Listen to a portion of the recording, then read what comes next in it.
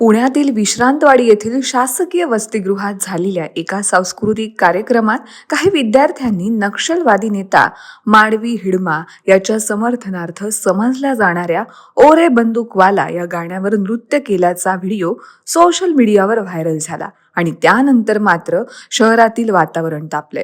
Video समोर आल्यानंतर पोलिसांनी तात्काळ कारवाई करत संबंधित 2 विद्यार्थ्यांवरती गुन्हा दाखल केलाय.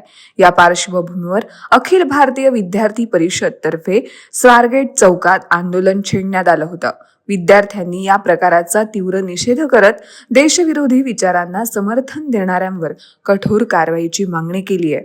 सध्या पोलिसांकडून परिस्थिती नियंत्रणात आणण्यात आली असून पुढील तपास सुरू आहे. मात्र या घटनेनं पुण्यातील शैक्षणिक वर्तुळात मोठी खळबळ उडवल्याचं चित्र दिसतंय.